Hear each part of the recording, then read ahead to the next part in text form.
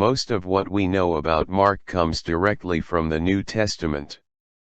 He is usually identified with the Mark of Acts 12 verse 12.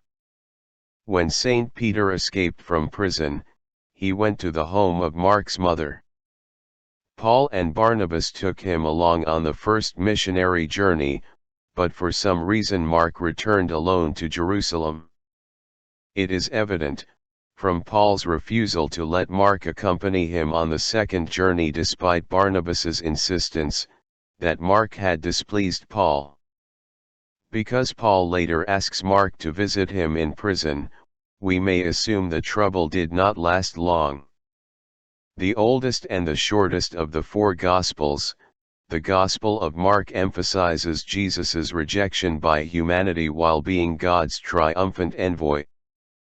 Probably written for Gentile converts in Rome after the death of Peter and Paul sometime between AD 60 and 70, Mark's Gospel is the gradual manifestation of a scandal, a crucified Messiah. Evidently a friend of Mark calling him my son Peter is only one of this Gospel's sources, others being the church in Jerusalem, Jewish roots, and the church at Antioch, largely Gentile. Like another Gospel writer Luke, Mark was not one of the 12 apostles. We cannot be certain whether he knew Jesus personally.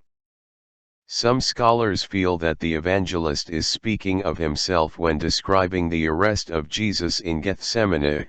Now a young man followed him wearing nothing but a linen cloth about his body. They seized him, but he left the cloth behind and ran off naked. Others hold Mark to be the first bishop of Alexandria, Egypt. Venice, famous for the Piazza San Marco, claims Mark as its patron saint. The large basilica there is believed to contain his remains. A winged lion is Mark's symbol.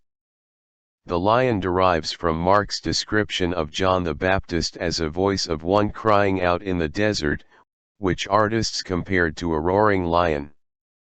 The wings come from the application of Ezekiel's vision of four winged creatures to the evangelists. Reflection. Mark fulfilled in his life what every Christian is called to do: proclaim to all people the good news that is the source of salvation. In particular, Mark's way was by writing. Others may proclaim the good news by music, drama, poetry, or by teaching children around a family table.